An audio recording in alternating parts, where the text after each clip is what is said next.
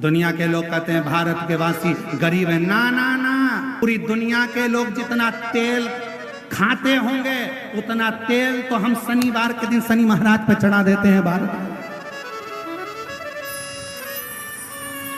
जितना तेल पूरे विदेश के लोग खाते हैं उतना तेल तो भारतवासी शनिवार के दिन शनि महाराज पे चढ़ा देते हैं। ये वो भारत है जहां तेल घी की नदियां बहती हैं, ये वो भारत है। और जिसको भी जरूरत हो शिवलिंग की, कुबेरेश्वर धाम पर जाकर सूचना दीजिए। बड़े प्रेम से 31 लाख वाले महाराज के पास जाता है। आज बड़ा गर्व होना चाहिए तुमको, तुम्हारे भाई की कीमत बड़ी है। कौन? 31 लाख वाला सीहोर वाला। अरे प्रसन्न था, आनंद था। अरे हम तो बाबा के भरोसे चलते हैं, हम तो बाबा के भरोसे चलते हैं। ये दुनिया वाले जलते हैं, ये दुनिया वाले जलते हैं। हम तो बाबा के भरोसे चलते हैं। बस यही सहा नहीं। अगर डॉक्टर कह दे कि किसी भी नारी या पुरुष के किसी भी शरीर के अंग में कोई गांठ हो गई और डॉक्टर ने कह दिया कि यह गठान का ऑपरेशन करना है, तो मेरा निवेदन है डॉक्टर के कहने से ऑपरेशन कराओ, मना नहीं, पर डॉक्टर से 2 दिन 5 दिन मांगना कि ऑपरेशन 2 दिन बाद या 5 दिन बाद या 10 दिन बाद या 15 दिन बाद हम करा लें। ऐसा विनय करना उनसे। और कलश के अंदर जो भगवान देवादिदेव महादेव को जल चढ़ाने के लिए जा रहे हो, शिव जी के जल चढ़ाने के लिए जा रहे हो, उस कलश के अंदर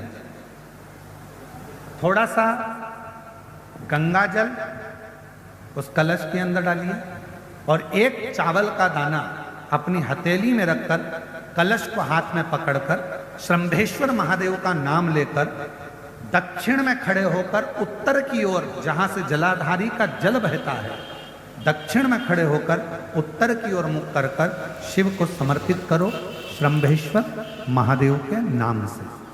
चावल का दाना बाद में समर्पित करो। उसी चावल के दाने को, चढ़े हुए चावल के दाने को, एक बेलपत्र को लेकर आ जाओ। बेलपत्र सुबह के समय और चावल का दाना शाम के समय उसको चबा चबा कर खा लीजिए। और उसके बाद में 4 दिन बाद जाकर वापस जांच कराइए। जो गठान होगी वो श्रंभेश्वर महादेव के नाम से धीरे धीरे गलना प्रारंभ हो। श्रंभेश्वर महादेव का, फिर से बोलो कौन से महादेव? श्रंभेश्वर। मेरे शंकर भगवान ने नरसिंह भगवान के क्रोध को समाप्त करने के लिए श्रंभेश्वर महादेव का रूप धारण करा था, श्रंभ पक्षी। और श्रंभेश्वर महादेव की अर्चना, श्रंभेश्वर महादेव की आराधना, श्रंभेश्वर महादेव की अर्चना आराधना स्वयं नरसिंह भगवान ने भगवान शंकर की करी। श्रंभेश्वर महादेव। और कोई तुमसे पूछे क्यों ये श्रंभेश्वर महादेव का ये वर्णन आपने बताया, ये कौन से पुराण से बताया? तो उसको लिंग पुराण की कथा में से।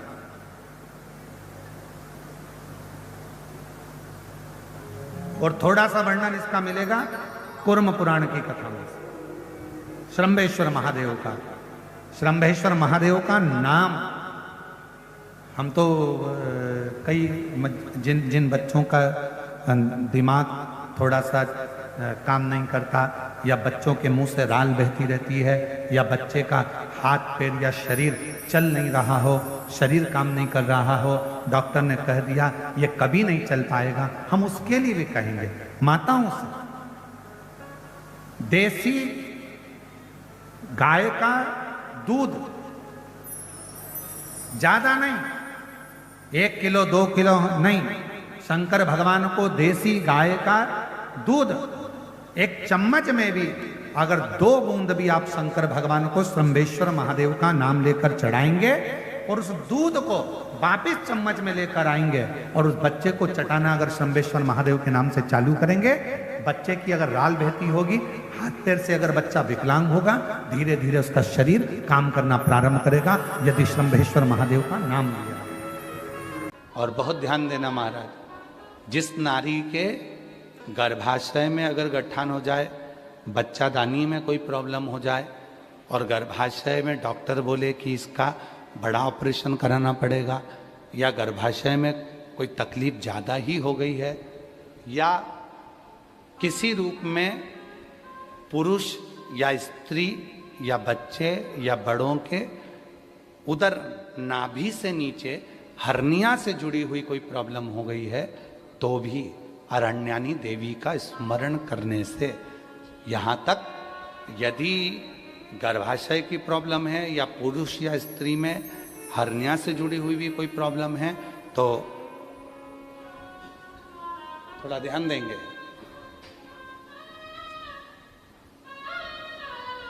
सात बेलपत्र इस तरह से लीजिए,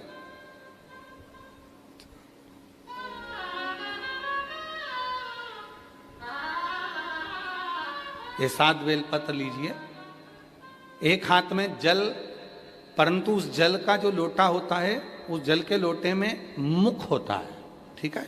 तो उस जल को हमें मुख वाले लोटे में ना लेकर उसको या तो पंच पात्र वाले पात्र में ले ले या फिर खुले हुए बर्तन में जिसका मुख खुला हो। कटोरी है, कटोरी का मुख नहीं बंधा होता, प्लेट का मुख नहीं बंधा होता, लोटे का मुख बंधा होता है। लोटा का मुख ऊपर से बंधा होता, मतलब बंधा मतलब लोटा ऐसा आगे जाके सक्रिण हो जाता है, नीचे से छोड़ा हो जाता है। खुला हुआ प्लेट ले ले, कटोरी ले ले।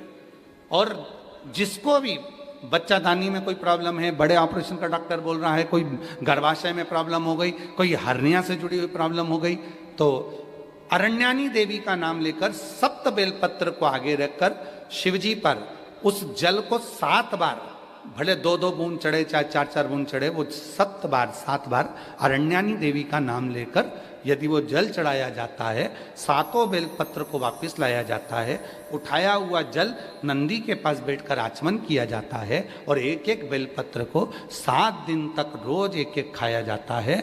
उसके 12 दिन के बाद आप जांच करा लो, आपकी हर्निया में और आपके बच्चादानी में कोई प्रॉब्लम नजर नहीं, कहीं ना कहीं बाबा कृपा करे।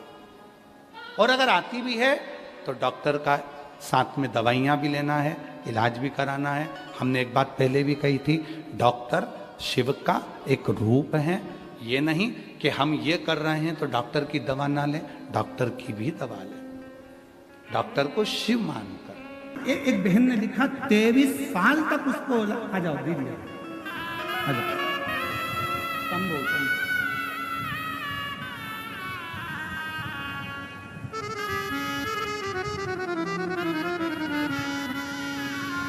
बेटा सीए बना है, एक बार जोरदार ताली बजाकर साधु बजाए। बेटे ने हिम्मत छोड़ दी थी, पर माँ आपको धन्यवाद है जो आपने अपने बेटे को हिम्मत दी और कहा कि तू अच्छे से पढ़ाई कर। सीओर वाला महाराज कहता है दिन रात एक कर और आपकी मेहनत है, इसमें सीओर वाले महाराज का नहीं माँ, आपको धन्यवाद है जो आपने अपने बेटे को ऊर्जा दी और ऊर्जा देकर अपने बेटे को सीए बना दिया। शिव शिव है शंभू। हमारे बीच में माननीय रमापति जी त्रिपाठी जी, रमापति राम जी त्रिपाठी जी, पूर्व भाजपा प्रदेश अध्यक्ष, पूर्व सांसद देवरिया से आए हैं।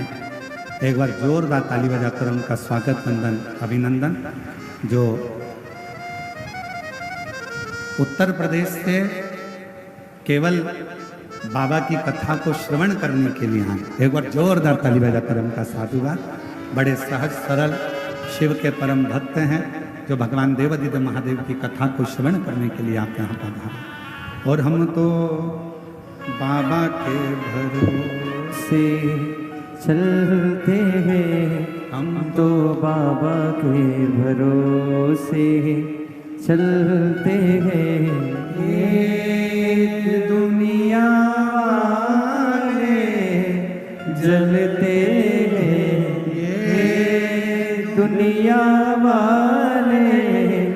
जलते हैं हम तो बाबा के भरोसे चलते हैं हम तो बाबा के भरोसे चलते हैं। शिव शिव है, उसको भजो, उसको स्मरण करो। चंद्रदेव को काया का रोग हो गया, किसके पास जाए चंद्रदेव? रो पड़े, बिलक पड़े, नैनों से अश्रु बहने लगा चंद्रदेव। किसके पास जाए? देव ऋषि नारद जी से जाकर विनय करा, कोई मुझे नहीं साध रहा, मुझे काया का रोग हो गया, मेरा शरीर गलकर नीचे गिर गया। शरीर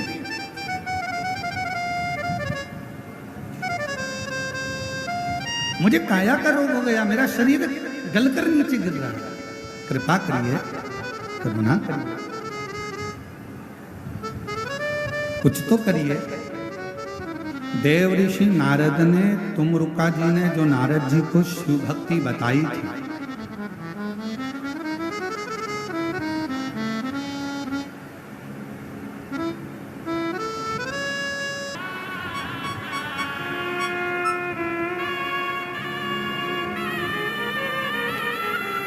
अब बोलो, दुनिया में ऐसे कथा सुनने वाले कभी देखे तुम लोगों ने कि पेड़ पे चढ़ चढ़ के बैठे हुए हैं? बताओ, अब इनको कौन, कौशल्या दीदी, इनको कौन कहता होगा कि इसको कहते हैं शिव की भक्ति, इसको कहते हैं माँ कौशल्या की धरा, इसको कहते हैं हमार छत्तीसगढ़िया।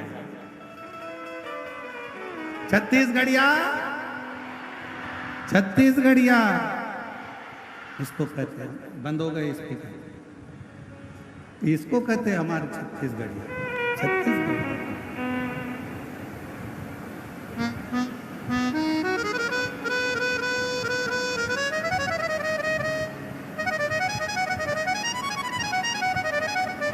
और हम तो बाबा के भरोसे हो गए चालू, चलते हैं बंद हो रहा है तो चालू।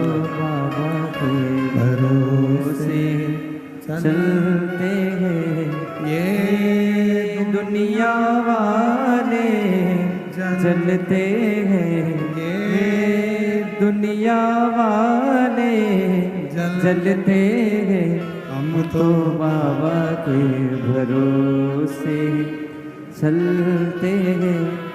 शिवोर वाले के भरोसे चलते हैं। शिव शंकर की कथा कर रही है। चंद्र का रोग, शरीर का गलना, शिव जी की आराधना करना चंद्र ने, और भगवान शंकर प्रसन्न होकर चंद्र को जाकर दर्शन, जहां चंद्र को दर्शन दिया वहीं पर शिव जी का नाम सोमनाथ होगा।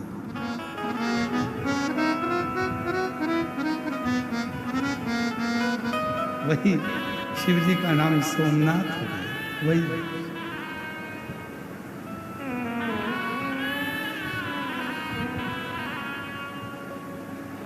ए पेड़ पे तो बैठे हो पर टपक मत जाना रे।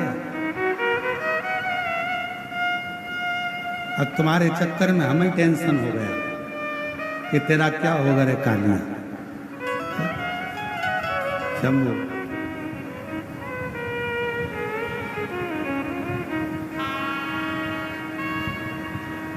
अब दुनिया वालों को यह सोचना पड़ेगा आखिर ये शिव पुराण में है क्या जो लोग टंग टंग के सुन रहे हैं।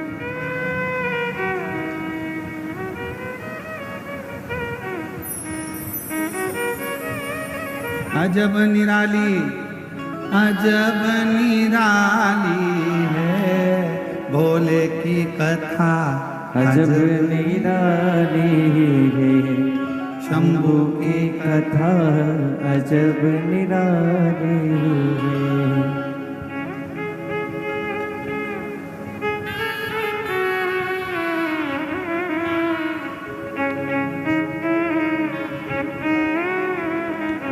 वे शिव है शंकर। चंद्र का काया का रोग मेरे भोले बाबा, मेरे शंभू, मेरे त्रिकाल दर्शी।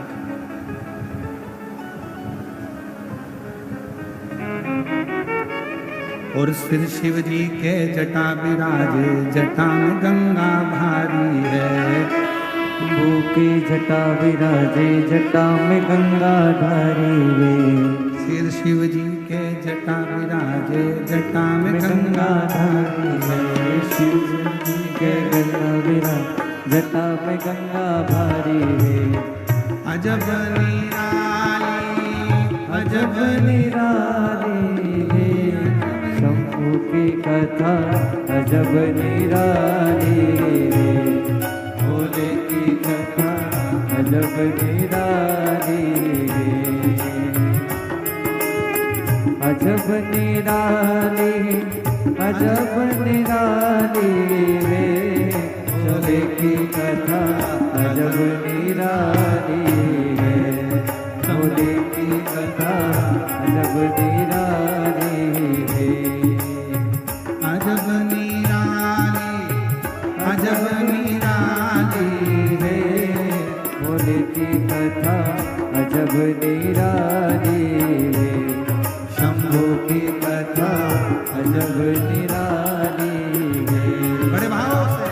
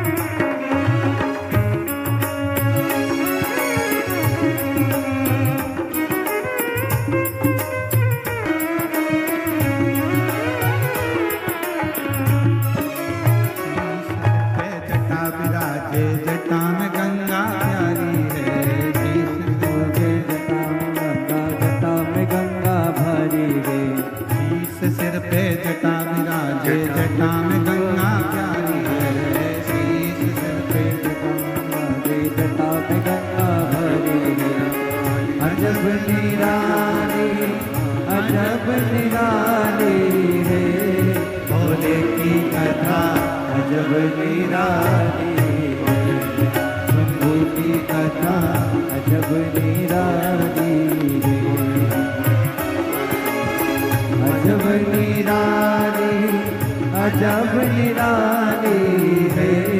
भोले की कथा अजब निराली है।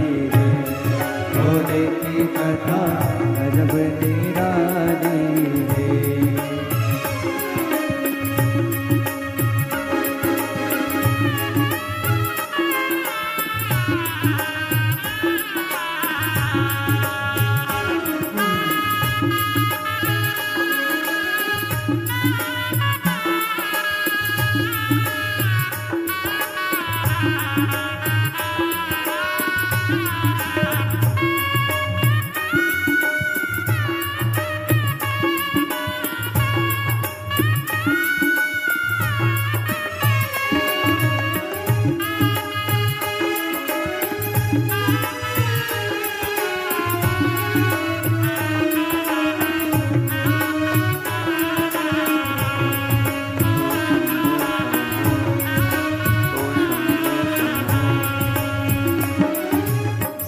भोले के भस्म विराजे, भस्म की लीला न्यारी है। सन भोले के भस्म विराजे, भस्म की लीला न्यारी रे। ओ तन भोले के भस्म विराजे, भस्म की लीला न्यारी है। तन भोले के भस्म विराजे, भस्म की लीला न्यारी हो। अजब निराले, अजब निराले है। भोले की कथा अजब निराली है, भोले की कथा अजब निराली है। अजब निराली, अजब निराली है, भोले की कथा अजब निराली है, शंभो की कथा अजब निराली है। दोनों हाथों को ताली से देते हुए बड़े भाव से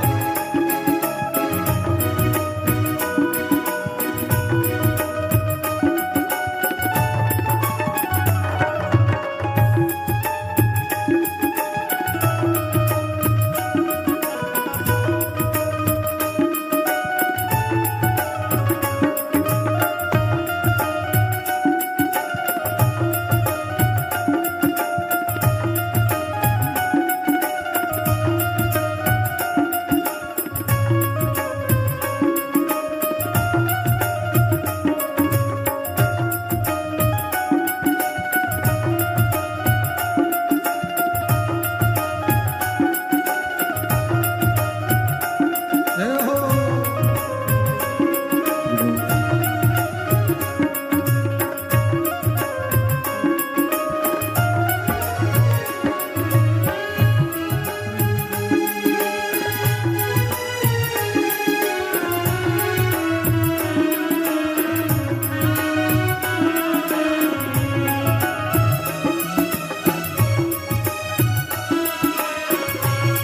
तो संग भोले के गोरा विराजे, गोरा की लीला न्यारी है। संग भोले के गौर विराजे, गौर की लीला न्यारी रे। संग भोले के गोरा विराजे, गोरा की लीला न्यारी है। संग भोले के गौर विराजे, गौर की लीला न्यारी रे।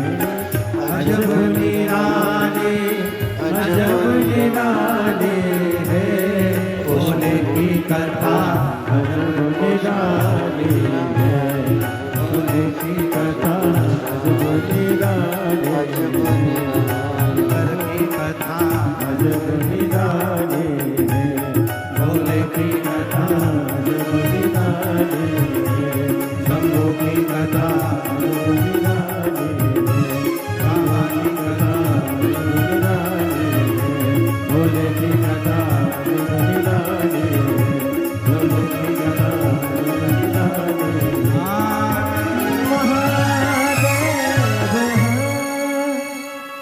अपने स्थान पर बैठकर भगवान शिव जी से अपने मन का भाव कहिए। अजब निराली, अजब अजब निराली, अजब निराली, ओ भोले की महिमा अजब निराली है। की कथा अजब निराली। जहाँ जगह मिले वहाँ बैठकर भगवान देव शंभो। महादेव से प्रार्थना करिए, विनय करिए, भाव से दिल से बाबा को नमन करिए और अपने हृदय की बात भगवान देव महादेव को कहिए।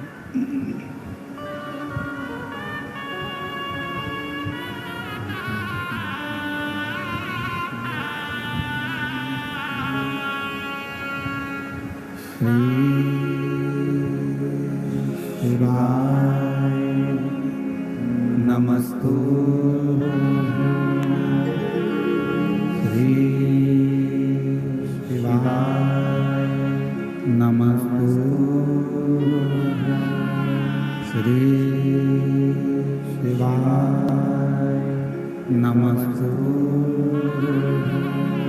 श्री शिवाय नमस्तु, श्री शिवाय नमस्तु।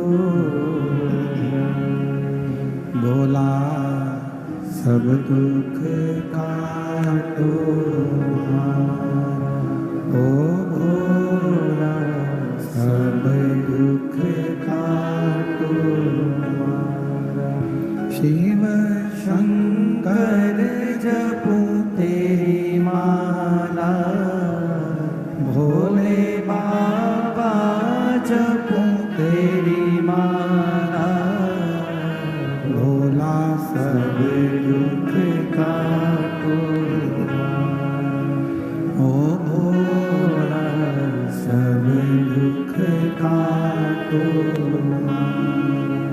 वेश है मंगल मंगलकारी, वेश है मंगल मंगलकारी, शमशाने वासी हमारा, शमशाने वासी हमारा, ओ भोला सब दुख काटो, ओ भोला सब दुख काटो।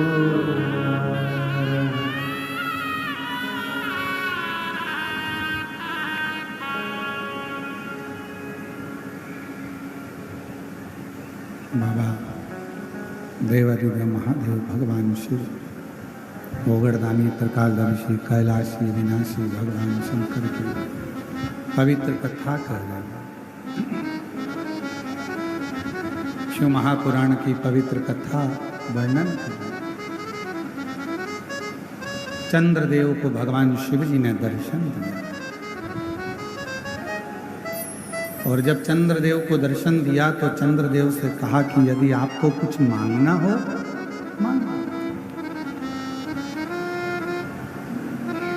शिव मंदिर में जाने वाला व्यक्ति, शंकर जी को रोज जल चढ़ाने वाला व्यक्ति शिव जी से कुछ नहीं भी मांगे और केवल देवादिदेव महादेव को केवल धन्यवाद ही दे दे कि तेरी कृपा है जो मैं तेरे मंदिर तक आ जाता हूँ, तेरी कृपा है जो मैं शिव महापुराण की कथा श्रवण कर लेता हूँ, तेरी कृपा है जो मैं कथा में बैठा।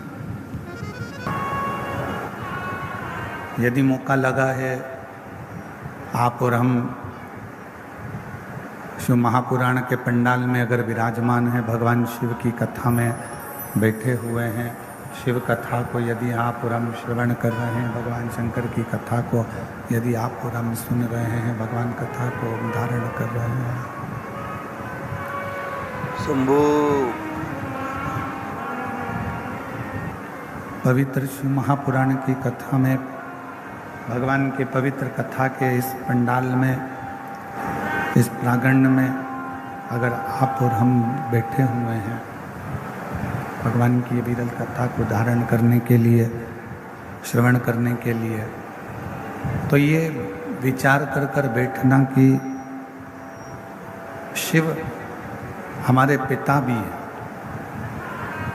शिव हमारे सखा भी हैं, और शिव हमारे तारणहार भी हैं जो हमें इस मृत्यु लोक से बचा सकते हैं, मृत्यु लोक से पार उतार सकते हैं।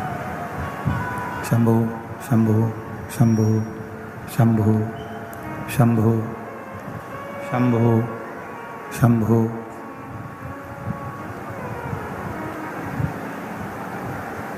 सतयुग से लेकर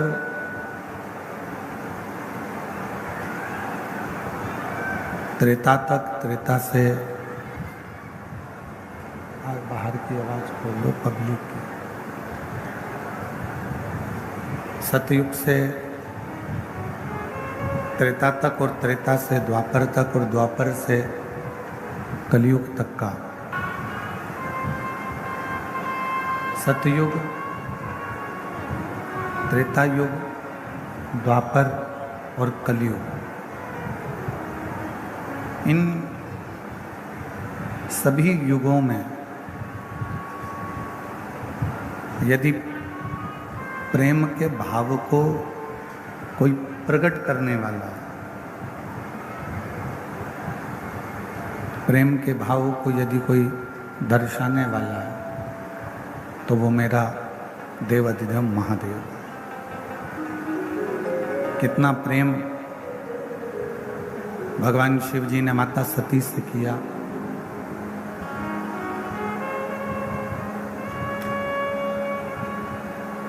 जगज्जननी माता सती से कितना प्रेम किया कि माँ सती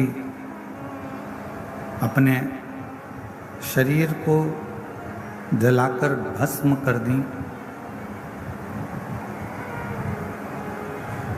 माता सती अपने शरीर को जब भस्म कर देती हैं जलाकर, तो भगवान शिव सती के शरीर को अपने कंधे पर डालकर तांडव रच देते हैं।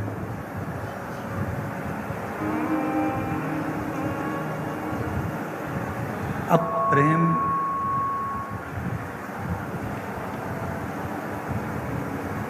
शिव का सती के प्रति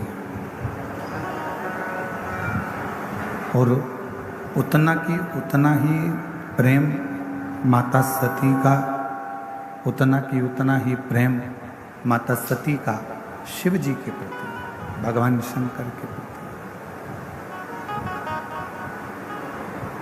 कौन स्त्री, कौन नारी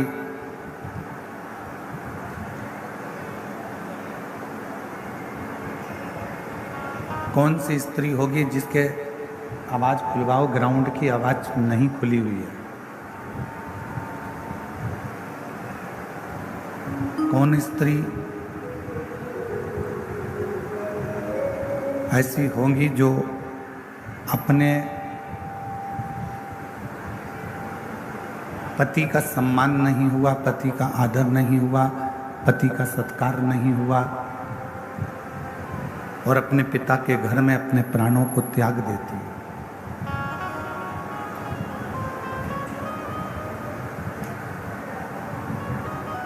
कौन स्त्री होगी? एक केवल माँ जगत जननी माता सती, एक माता सती जो अपने पति का, भगवान देवाधिदेव महादेव का अपमान सह नहीं पाई।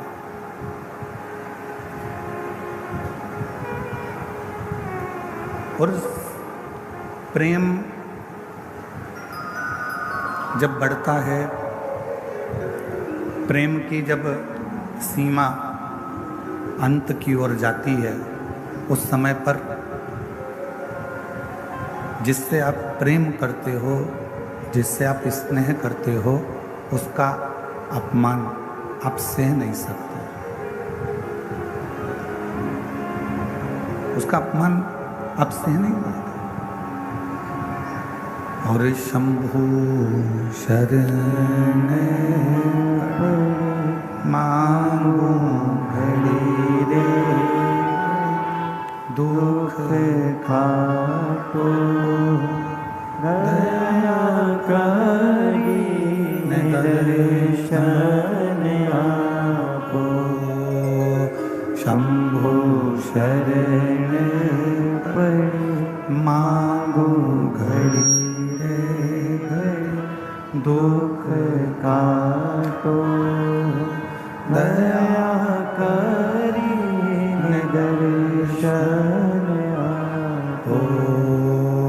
शंभु शरण पड़ी मांगो घड़ी रे, दुख काटो दया करी दर्शन आपो। जहाँ प्रेम पूर्ण विराम की ओर जब जाए, तो जिससे स्नेह होता है, जिससे प्रेम होता है, उसका अपमान सहन नहीं होता है, उसका अपमान सह नहीं जाता है। शंभू उस अपमान को हम सह नहीं सकते। कितना सुंदर एक प्रसंग है कि जबरदस्ती किसी को मंदिर नहीं ले जाया जा सकता।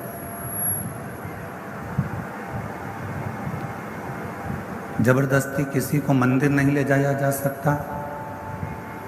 जबरदस्ती किसी को कथा के पंडाल में नहीं ले जाया जा सकता। बोलो सही है कि गलत है? आप किसी को बहुत प्रेशर दोगे कि नहीं तुमको मंदिर जाना ही पड़ेगा, मंदिर जाना ही पड़ेगा, मंदिर जाना ही पड़ेगा, ऐसा नहीं है कि वो मंदिर जाए।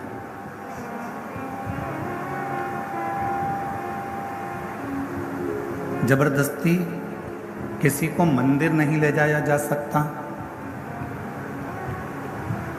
जबरदस्ती किसी को कथा के पंडाल तक नहीं ले जाया जा सकता, जबरदस्ती किसी को कथा नहीं सुनाया जा सकता।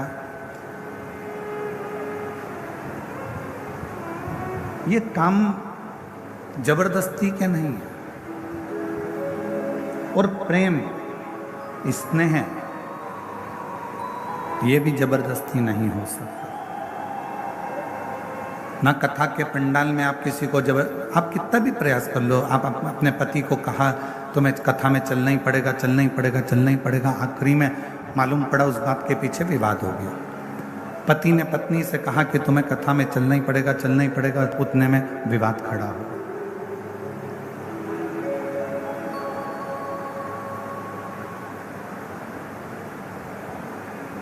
पत्नी ने पति से कहा कि तुम्हें मंदिर जाना ही पड़ेगा, मंदिर चलना ही पड़ेगा, मंदिर चलना ही पड़ेगा, मालूम पड़े विवाद खड़ा होगा।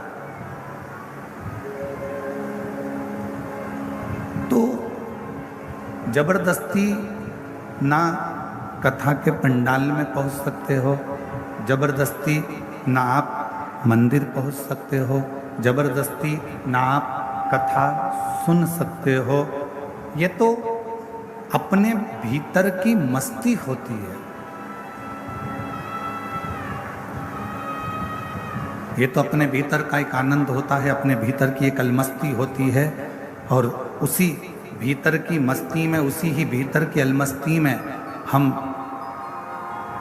भगवान शिव का गुणगान कर बैठते हैं। उसी भीतर की परमात्मा की अलमस्ती में हम भगवान की कथा में जा बैठते हैं। उसी भीतर की अलमस्ती में हम भगवान का स्मरण कर बैठते हैं। और जब हम भगवान का भजन शिव की मस्ती में, शंकर की मस्ती में, भजन की मस्ती में, भगवान की करुणा की मस्ती में, जब हम शिव के भजन की मस्ती में डूबने लगते हैं, तब हमारा शंकर एक काम करता है कि हमको वो हस्ती बना देता है जो दुनिया में कोई एक दो ही हो पाते हैं। ये शिव की मस्ती का आनंद है।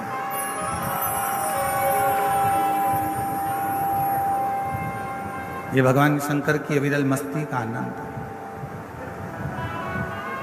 और मैंने तेरे ही भरोसे बाबा, तेरे ही भरोसे हवा बिच उड़ती जावांगी बाबा, डोर हत्तो छड़ी नामे कटी जावांगी।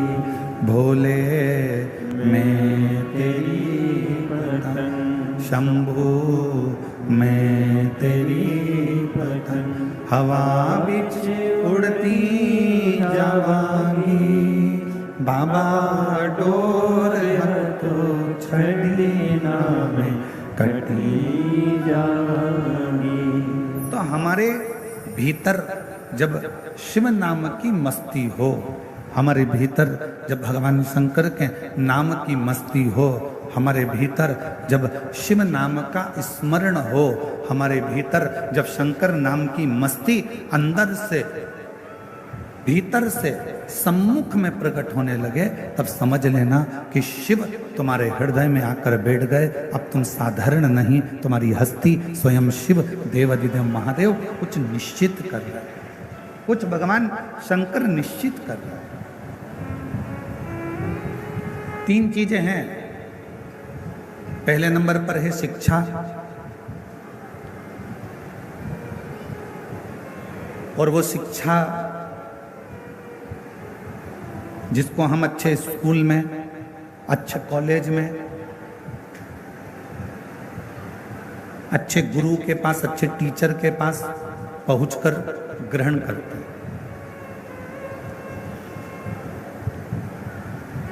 और वो शिक्षा हमको जीने का तरीका सिखाती है।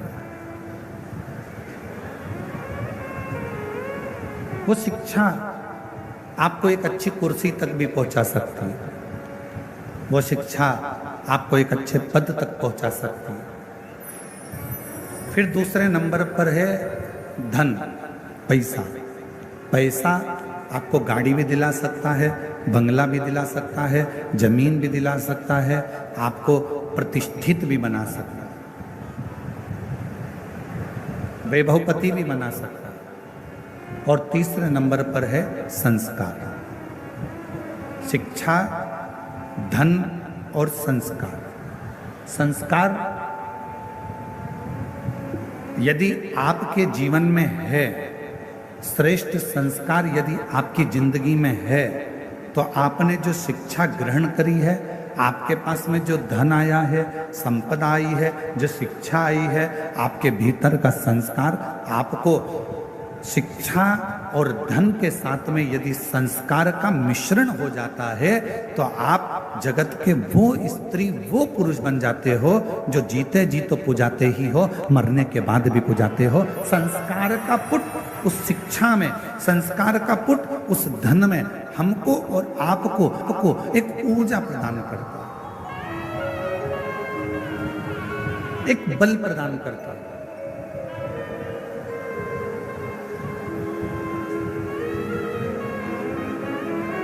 कल कथा में कहा था, और हम फिर निवेदन करेंगे आपसे, आपकी जिंदगी में एक बात हमेशा उतार कर रखना। किसी को आप 1 रुपये दान नहीं कर सकते, बिल्कुल मत करो। किसी को आप अठन्नी नहीं दे सकते, बिल्कुल मत दो। इस व्यासपीठ से हम करें, और एक बार नहीं, हम पहले भी कह चुके, आप किसी को अठन्नी मत दीजिए, 1 रुपया मत दीजिए। आप एक काम करो, अपने घर को, बच्चों को अच्छी शिक्षा दीजिए, और घर के बच्चों को शिक्षा अच्छी दे रहे हो तो फिर उसके साथ एक काम करो, अपने परिवार में कोई पढ़ने का, कोई विद्या अध्ययन करना चाहता है और उसके पास में पढ़ने के लिए पैसा नहीं है, तो उसकी पढ़ाई की, उसकी शिक्षा का पैसा आप दीजिए। और अगर घर में भी अगर बच्चे अच्छे पढ़ रहे हैं और पैसा है, तो पड़ोस में देखो कि कोई शिक्षा अध्ययन करने वाला हो और उसके पास धन नहीं है, तो उसकी शिक्षा का खर्चा आप उठाइए। और वो भी है तो फिर अपनी कॉलोनी में, अपनी सोसाइटी में, अपने एरिया में देखिए कि कोई बच्चा पढ़ने में कमजोर है और उसको पढ़ना है, उसके पास धन नहीं है, तो उसके शिक्षा का पैसा आपको देना चाहिए। एक शिक्षा और एक चिकित्सा। शंभू। एक शिक्षा और एक चिकित्सा, ये जिंदगी में जितना बन सकता है अच्छे के माध्यम से, अच्छे कर्म के माध्यम से बांटते जाओ। और मत बुरे कर्म कर बंदे, वरना पछताएगा।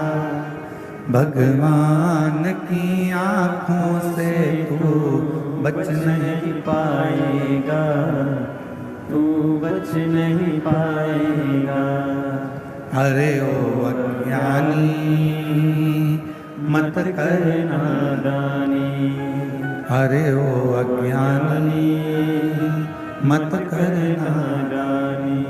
तेरे कर्म का फल भी तू ही पाएगा, जैसा किया तूने तेरे आगे आएगा।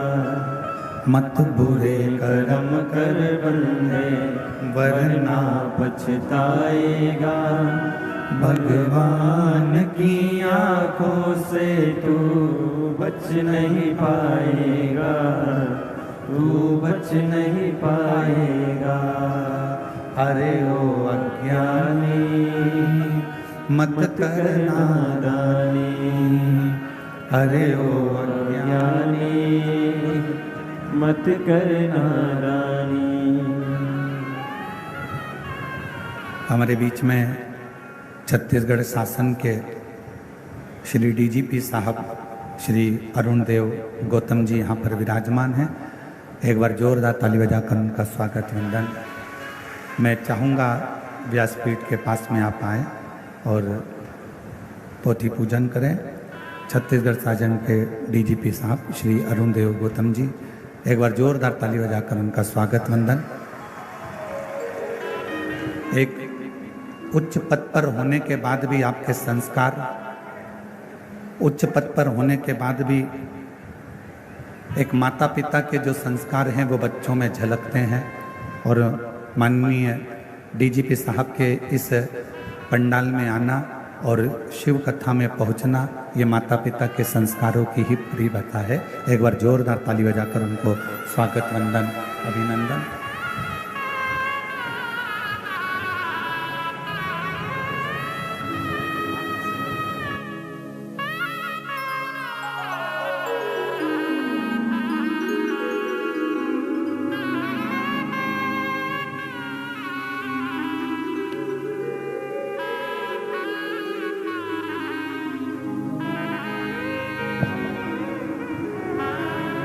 और शंभु शरण पड़ी मांगो घड़ी रे घड़ी, दुख काटो दया करी न दर्शन आपो।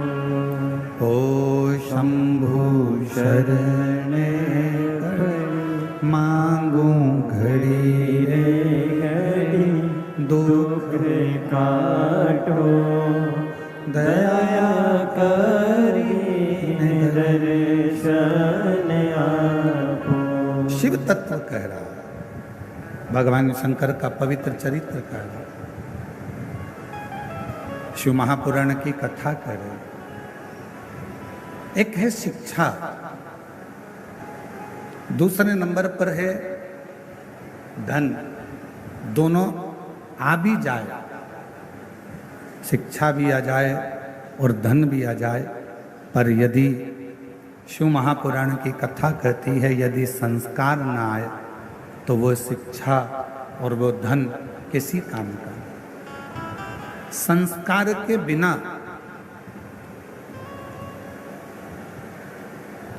आपका धन बेकार है। एक बात पूछें, जरा उत्तर दीजिएगा। जितनी मेरी जीजियां बैठी हैं, जितने मेरे जीजा बैठे हैं, सब उत्तर देना। पूरे घर में जितने कमरे हैं, तुम्हारे घर के अंदर जितने रूम हैं, जितने कमरे हैं, उन कमरों में, उन रूम में सबसे अच्छा रूम, सबसे भरा हुआ रूम, जिस रूम में सबसे ज्यादा आनंद आपको आता है रुकने में, बैठने में, बोलने में, वो रूम अगर होगा तो आपके घर की माँ का, आपके पिता का रूम होगा, जिसमें थोड़ी देर बैठोगे तो आनंद की अनुभूति होगी। अपने माता पिता का रूम, अपने माता पिता का कक्ष, अपने माता पिता का रूम। दिन भर की थकान हो, दिन भर की तकलीफ हो, थकान हो, कष्ट हो बहुत ज़्यादा, आप थोड़ी देर अपनी माता के कमरे में, अपने माँ के कक्ष में, थोड़ी देर अपने पिता के कक्ष में, जो घर के बुजुर्ग हैं उनके पास में 2 मिनट, 2 क्षण, 5-10 मिनट जाकर बैठ जाइए। और आप जब वहाँ पर जाकर बैठेंगे तो शिव महापुराण की कथा कहती है, आपको ऐसा लगेगा कि मेरे सिर पर किसी बुजुर्ग का हाथ है, मेरे सिर पर कोई बड़ा बैठा हुआ है और मैं इस कार्य को कर सकता।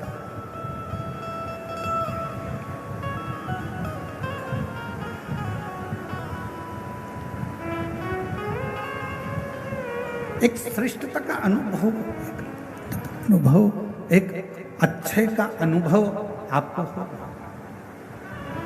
और जितना अपने माता पिता के कमरे में, अपने माता पिता के कक्ष में जाकर आपको जो आनंद की अनुभूति होगी, शिव महापुराण की कथा कहती है, वही आनंद की अनुभूति आपको देवाधिदेव महादेव के देवालय में जाकर, शिवालय में जाकर 1 लोटा जल चढ़ाकर प्राप्त होगा। वही की वही।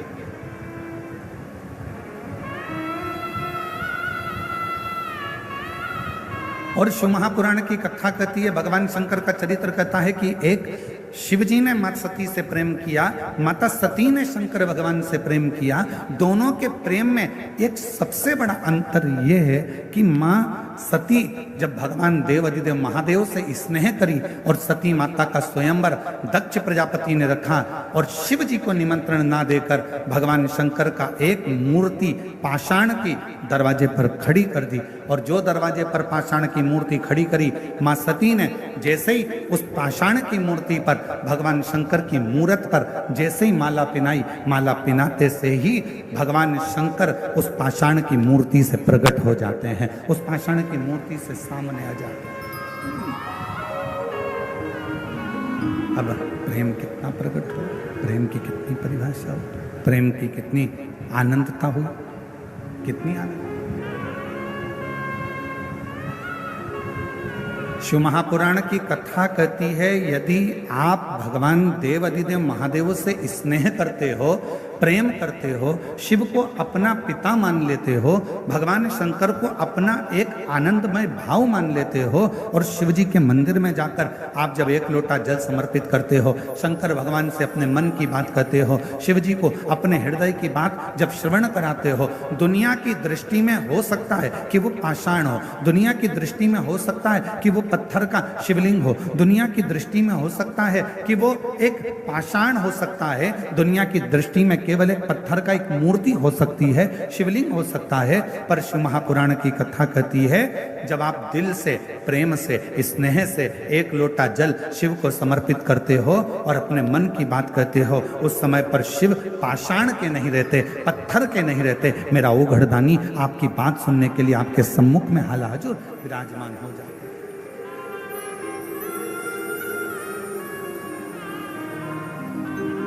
और मैंने तेरे ही प्रेशर खोलो, मैंने तेरे ही भरोसे हवा बिच उड़ती जाए, बाबा डोर हर तो छठी नाम कटी जावांगी, भोले मैं तेरी शंभू मैं तेरी वतन, हवा बिच उड़ती जावांगी, बाबा डोर हर तो चढ़ी नाम कटी जावांगी। शिव सती के प्रेम की कथा करे, भगवान शंकर के स्नेह की कथा करे। शंकर भगवान माँ सती से जो प्रेम करते हैं, सती माता भगवान शिव से जो प्रेम करती हैं, ये कथा को वर्णन कर रहे हैं। सती और शिव का ये पवित्र प्रसंग कह रहे हैं, पवित्र प्रसंग।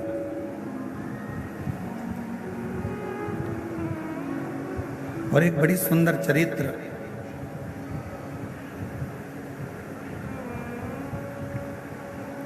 शिव महापुराण की कथा कहती है, शंभू जिसको दुनिया ने त्याग दिया,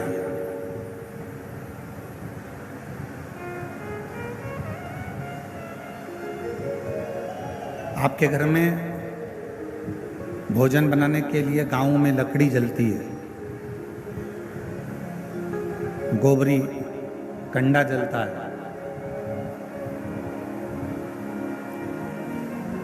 और उसकी राख तैयार हो जाती है। उस राख को क्या करते हो? अलमारी में संभाल के रखते हो क्या? जम के तो बोलो नहीं। क्या करते हो? उसको फेंक देते हो, या बर्तन मांजने में उसको थोड़ा सा रख लो।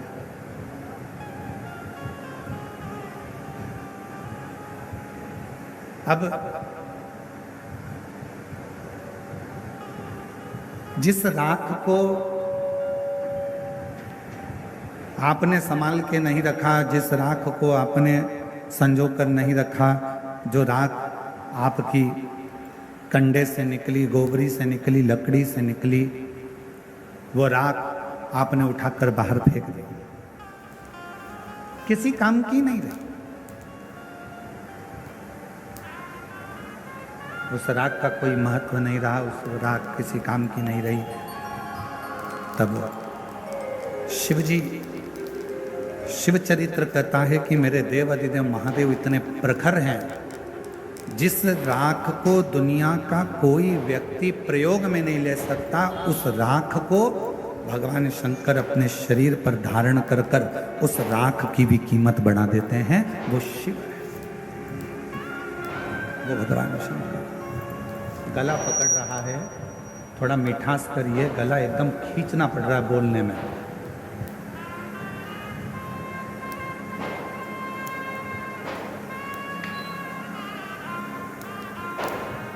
राख, जिस राख का कोई महत्व ही नहीं, जिस राख की कोई मूलता ही नहीं,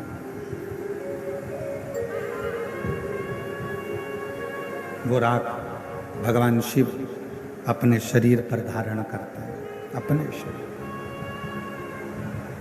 और चपटी भभूत में है खजाना कुबेर का। वो राख मेरे भगवान शंकर, वो राख मेरे शिव अपने शरीर पर धारण कर रहे हैं। और एक और प्रसंग ध्यान देना,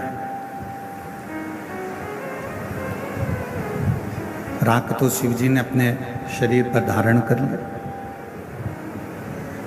जो सर्प मंथन के समय पर निकला, जो सर्प मंथन के समय पर प्रयोग में लिया गया, प्रयोग में उस सर्प को लिया गया, उसका शरीर पूरा की पूरा घिस गया था, बीच बीच में वो शरीर पूरा रक्त से सराबोर हो गया था। वो सर्प अमृत देवताओं ने ले लिया और विष शिव जी के पास आ गया। और वो सर्प जो शरीर से बिल्कुल बेकार सा हो गया था, जिसका शरीर पूरा घायल हो गया था, जिसका शरीर किसी काम का नहीं बचा था, वो सर्प आखिरी में भगवान शंकर को दया आई और शिव जी को लगा कि देवताओं ने तो अमृत प्राप्त कर लिया, मुझे विष मिल गया। पर ये सर्प को कुछ भी नहीं मिला जिसने वो मंथन किया।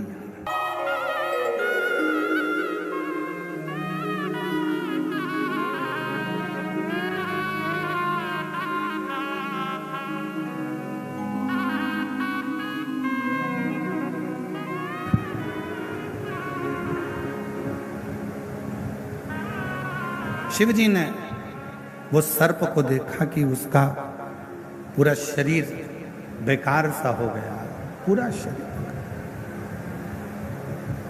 और जब शरीर पूरा बेकार सा हो गया, तब मेरे देव अधिदेव महादेव ने उस सर्प को अपने गले में धारण किया, अपने गले।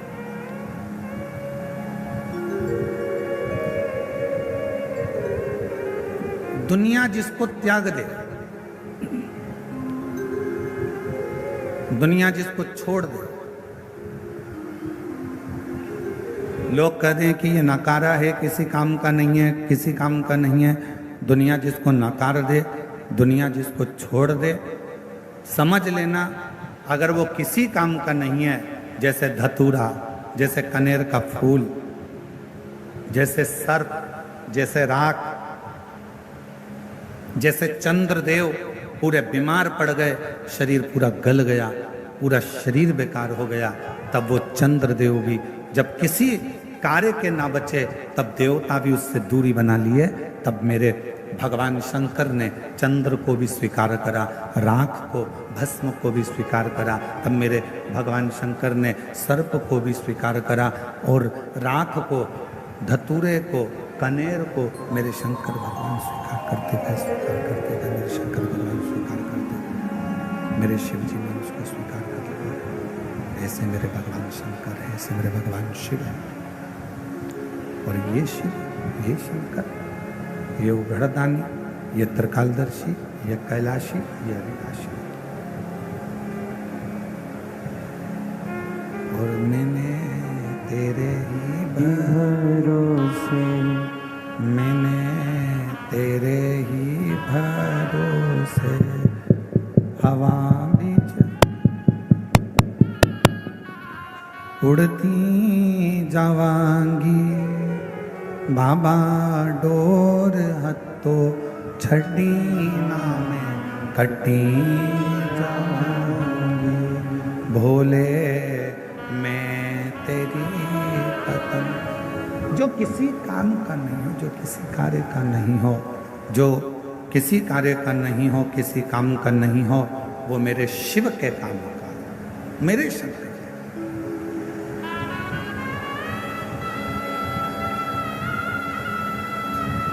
चलो एक बात और आपसे पूछें, कोई ऐसा देवता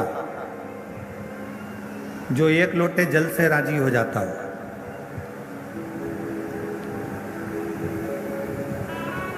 तैतीस कोटि देवता में केवल एक देव अधिदेव महादेव ऐसे हैं जो एक लोटा जल चढ़ाते से ही प्रसन्न हो जाते हैं। केवल एक लोटे जल से ही भगवान शिव प्रसन्न हो जाते हैं, केवल एक लोटे जल।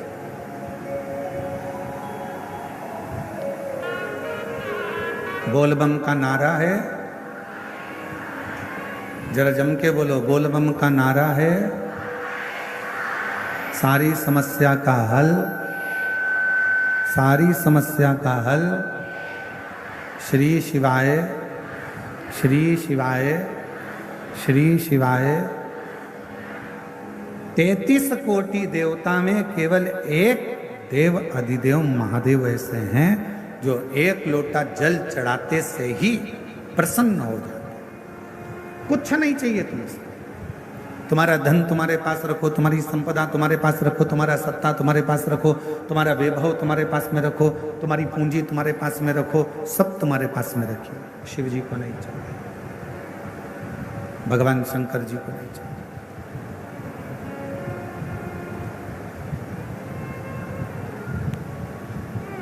एक प्रसंग,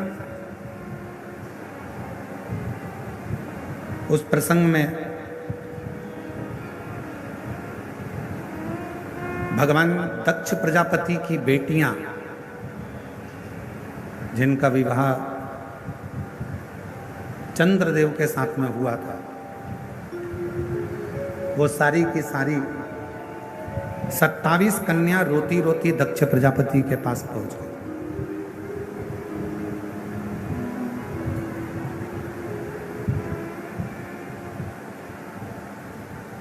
और 27 कन्या जब दक्ष प्रजापति के पास में पहुंची, आंखों में से उनके आंसू निकल रहा था, रो रही थी, नैनों से जल बह रहा था, आंसू बह रहा था। दक्ष प्रजापति ने अपनी बेटियों से पूछा कि तुम्हें हुआ क्या? तुम्हारी आंखों में जल भरा हुआ है, तुम रो रही हो, तुम्हें हुआ क्या है? क्यों रो रही है? किस लिए? शंभू। दक्ष प्रजापति की बेटियों ने अपने पिता के गले लगा और गले लगकर दक्ष प्रजापति की बेटियां रोती हुई बोली, पिताजी, हमारे स्वामी जिनके साथ में आपने हमारा विवाह करा है, जिनके साथ हमें परणाया है, हमारी शादी करी है, हमारा विवाह करा है, वो चंद्रदेव केवल एक रोहिणी से प्रेम करते हैं, बाकी का हमसे कोई प्रेम नहीं। शंभू। केवल एक रोहिणी से, हमसे उनका कोई प्रेम नहीं। शिव महापुराण की कथा कहती है, माता, पिता, परमात्मा और गुरु, इनकी जो दृष्टि होती है वो सम होना चाहिए।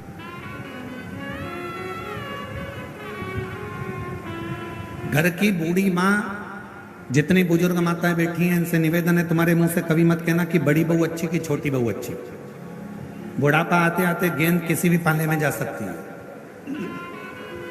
और कोई सी भी बहू से पाला पड़ सकता है, कोई सी भी बहू से काम पड़ सकता है। शंभू।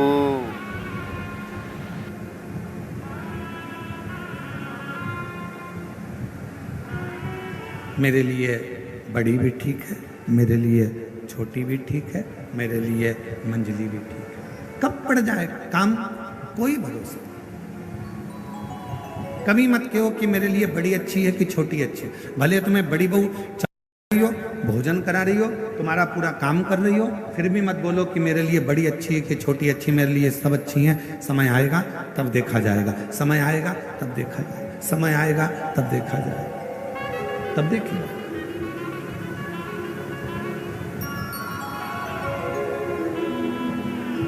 पर माता पिता गुरु के लिए तो ये बात है कि सबके लिए समदृष्टि रखो, पर पति के लिए, एक पत्नी की पति के लिए यह बात नहीं है कि समदृष्टि रखो।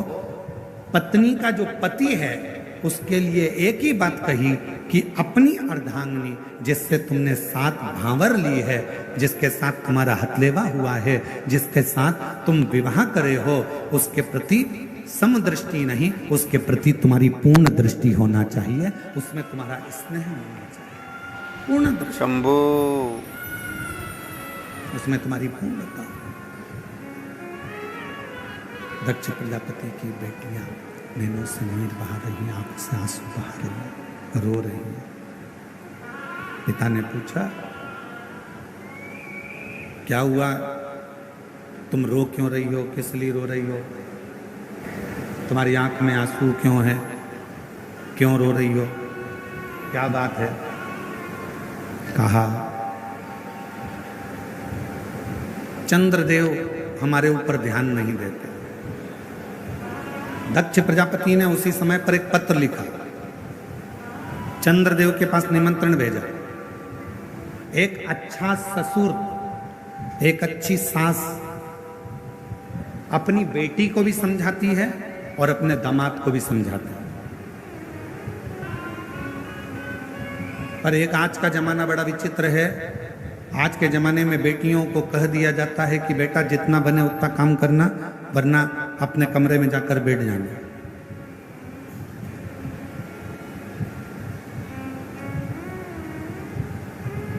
पर एक अच्छी मां, ये बक्से नहीं चल रहा है, एक अच्छी मां, ये चल रहे हैं। एक अच्छी मां और एक अच्छा पिता जब अपनी बेटी के या दामाद के पास में जब कोई बात होती है, या कोई प्रसंग होता है, या कोई विवाद हो जाता है, या कोई लड़ाई हो जाती है, तो सास ससुर अपनी बेटी और दामाद दोनों को समझाते हैं, दोनों को समझाते।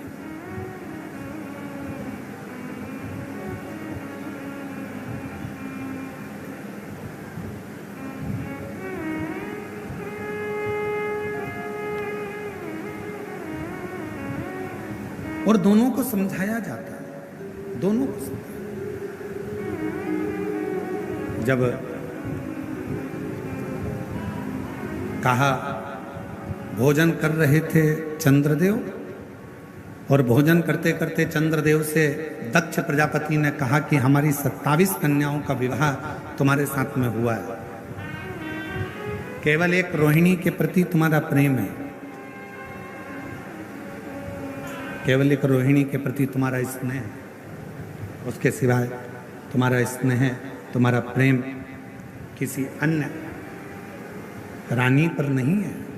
पर यह ठीक नहीं है। आज हम आपको समझाकर भेज रहे हैं। प्रयास करिए अपनी सारी रानियों को अपनी अर्धांगिनी मानकर प्रत्येक रानी के प्रति तुम्हारी दृष्टि पूर्ण रखिए, पूर्ण दृष्टि।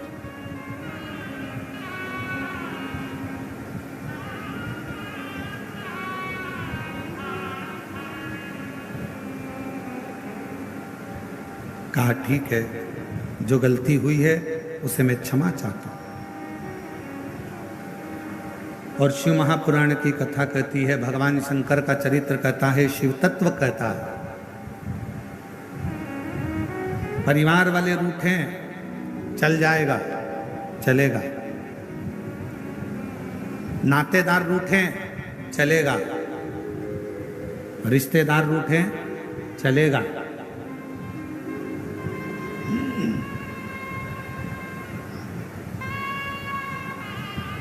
किस्मत रूठे। शिव महापुराण की कथा ये भी कहते हैं, नातेदार रूठ रहे हैं, रिश्तेदार रूठ रहे हैं, कुटुंबी रूठ रहे हैं, परिवार वाले रूठ रहे हैं, सब रूठे चलेगा, किस्मत भी रूठे चलेगा। शिव महापुराण की कथा यहां तक कहती है कि किस्मत भी रूठे चलेगा, पर शिव पुराण की कथा कहती है सब रूठे पर किस्मत बनाने वाला नहीं रूठना चाहिए, वो हमारे लिए अनुकूल होना।